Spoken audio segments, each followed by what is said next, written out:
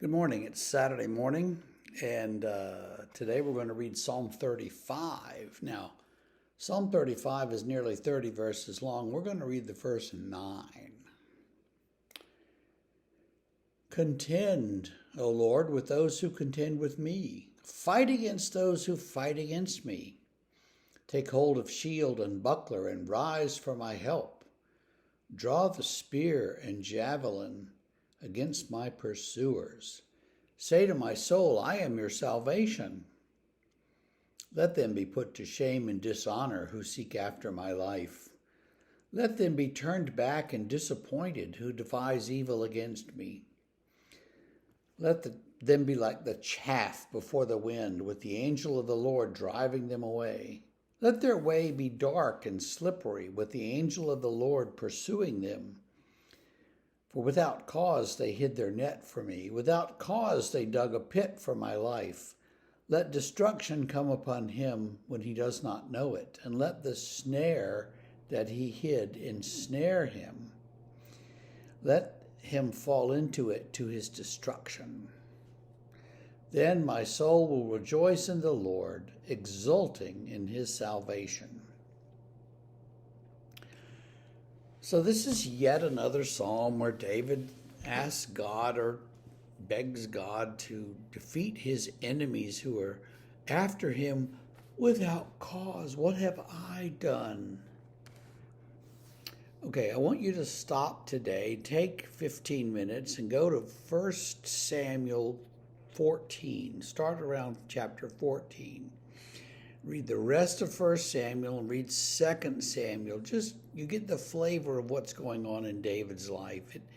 He dies in 1 Kings, but he's very old when 1 Kings begins. So if you read 2 Samuel into 1 Samuel, you'll get the picture.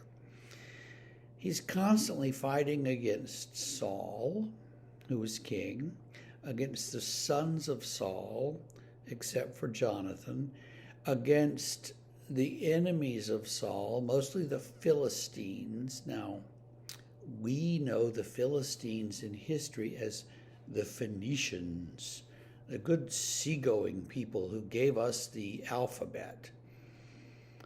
The Bible knows them as the Philistines, those Phoenicians who'd sailed down the coast and settled in what we call the Gaza Strip. They were Israel's enemies, and at one point they conquer Israel, and they take the Ark of the Covenant and they take it to someone's city and hide it there. David has to go and return it or get it back because Israel's belief that if the Ark is not in their possession, then God is not with them. It's a totem of sorts. It's the localization of the presence of God, and so wherever that ark is, that's where God is. And interestingly, the Philistines recognize that too, because they want Israel to get it back, take it back. We don't want this anymore. And so David goes through all of that. He has one of his sons leads a revolt against him. There's a kind of a rebellion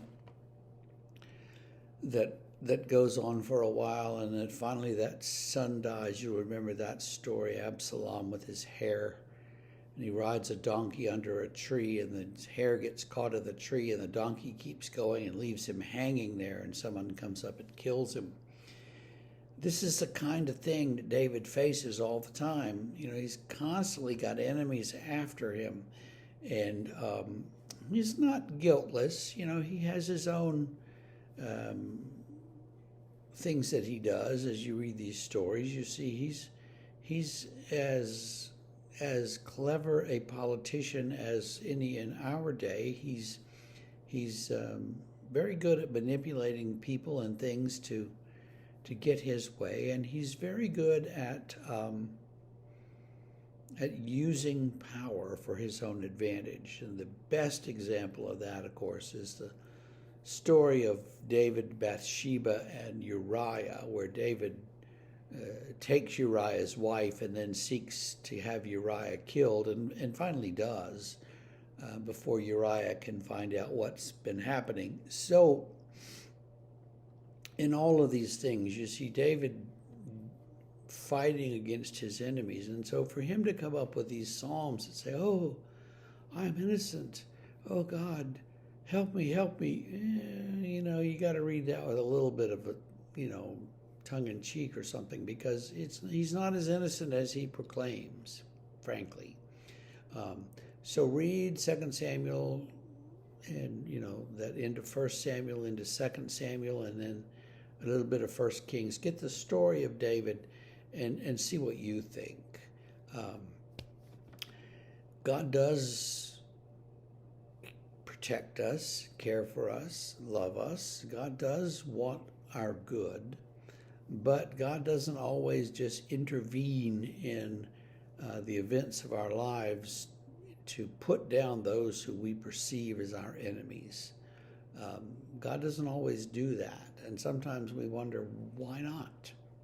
Sometimes a good thing comes out of what we perceive as a bad thing, and so we have to learn to take the long view, I guess. Anyway, that's it for today. Take a look at that scripture and see what you think, and we will pick up again on Monday with Psalm 36. Have a great weekend. We'll see you there.